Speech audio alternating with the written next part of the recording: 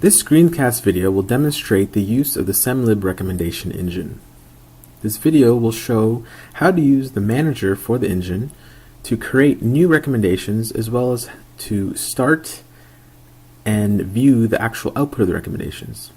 We will also show you how to use the recommender REST API that we implemented into the user interface.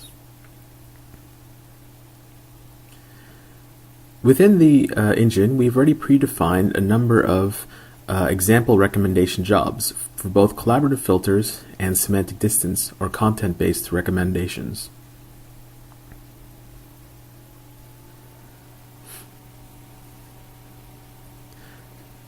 We will also show you how to use the navigation menus within the manager to configure and run those recommender jobs. So the first thing we'll show you is actually how to create new recommendation jobs within the manager. The first thing you must do is to give the actual job an identifying name. In this case, we'll just call it test. Each recommender job can be created as a collaborative filter or a semantic distance recommender. After giving these minor details to the recommender, you can then specify the actual Sparkle endpoint in which the data has to be extracted from, and also the Sparkle endpoint in which the data will be output to. The RDF graph recommendations will be output to. For this demonstration, we have an OpenRDF CSME repository already set up for both input into our recommenders, or from our input from our recommenders, and as well as a triple store to output the recommendations to.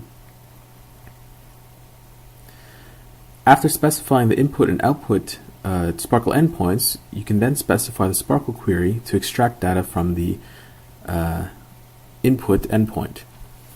As well, you can specify recommender options for the particular recommender types. In this case, for collaborative filter, we can select a number of different similarity algorithms as well as a number of other configuration options, which I will briefly discuss when I go through a collaborative filter example. For semantic distance, you also have a number of different recommender options, which I will also discuss in another video for demonstrating semantic distance. Once you're completed with these settings, you can save the recommender or cancel to not save it at all. In this case, we've saved it, and we can see here that our test recommender has now been added to the manager. And we can see here a few details about this particular recommender job.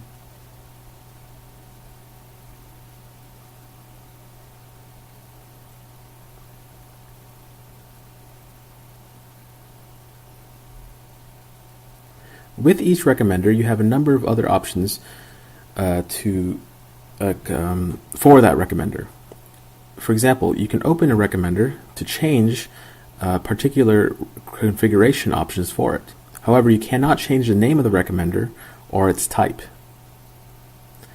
You can change information such as the algorithm that will be used to compute the recommendation,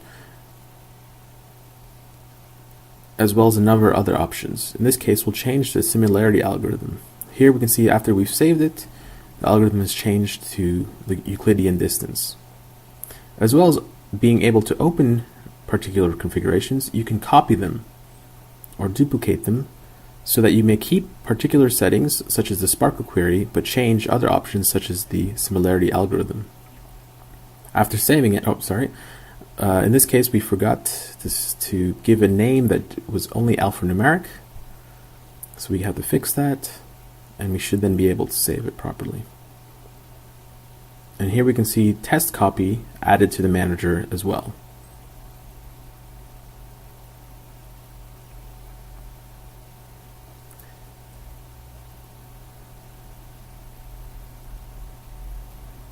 The refresh option just simply refreshes the manager to show any changes that may have been made to the recommenders. The reset option resets a recommender back to the way it was when it was first created, and the remove simply removes the recommender completely from the system. So here we are back to the way the system was when we first started the video.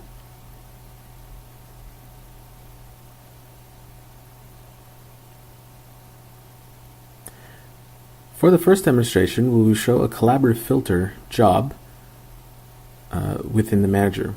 In this case, the movie lens collaborative filter. The movie lens collaborative filter has movie preference data that we've stored within our OpenRDF triple star. In this case, within the movie lens repository. We'll use that same repository for input and output of the recommendations. Our Sparkle query selects users and the movies and preferences they have towards those movies. In this case, we've limited the query to just 4,000 results so that the computation can be a little bit quicker just for the case of this demonstration. Here we can see the movie information and the preference data within two separate graphs within our triple star, movies and associations. Within the interface, we can test the query so that we may extract some of the data just to get an idea of the input that we'll be putting into the recommender. In this first example, we can see here that we have user 9 having a preference to movie 2302 of 4. We select a number of the options that we'd like to be applied for this recommender. In this case, I will change the recommendations that are produced per user to 15. Leave the threshold at 0. The threshold just means the minimum similarity value that we produce. We have also, for other options, max preferences per users, which means the number of preferences we consider per user, the minimum preferences per user. We also have max preferences per user in item similarity, max similarities per item, as well as specifying if the data has ratings. In this case, we can see from our Sparkle query that yes, we do have ratings. So in this case, we will have that option on. Once you're complete, hit save,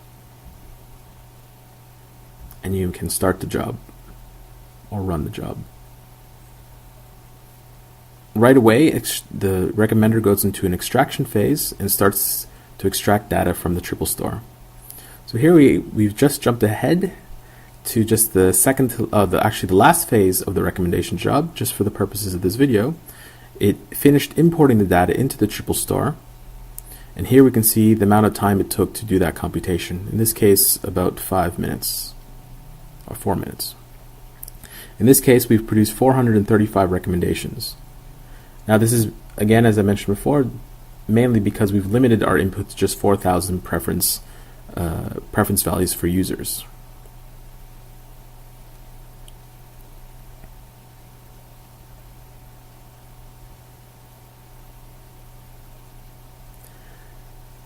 For those 435 recommendations, we can see those recommendations now within the triple star for Movie Lens, the repository. Here we can see a new RDF graph with the name movielens_CF, which is the name of our actual recommendation job. And here we can see the raw RDF or triples that have been output to the graph in the triple star. Now, to retrieve these recommendations, you can simply use Sparkle to extract the data directly from the triple star. But as I mentioned at the beginning of the video, I will also show you the API, the REST API that we implemented, as well as the interface to access that REST API. So within this interface, you can select the recommender job, in this case movielens_CF, and for a query, specify the subjects or users, in this case for collaborative filters, that you'd like to see recommendations for. So in this case, we'll look at user 15. Here we can see the preferences, or the recommended preferences or recommended movies, and the preferences that were computed for this user. These are all based on the user's preferences to other movies, as well as his or her similarity to other users and their preferences. So in this case, the user 15 has a recommendation for movie 1962 with 4.28. And here we'll look at another user, user 9, to see his or her results. So we can see with the first recommendation that they've been recommended movie 1022 with a similarity of 4.82, or a preference value of 4.82.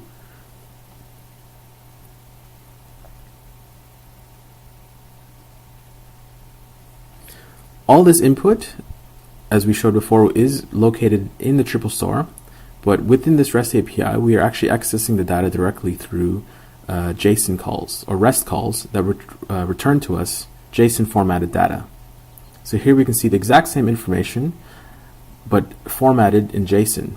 This is useful if you were to choose to develop your own application to utilize the recommendations and access them RESTfully.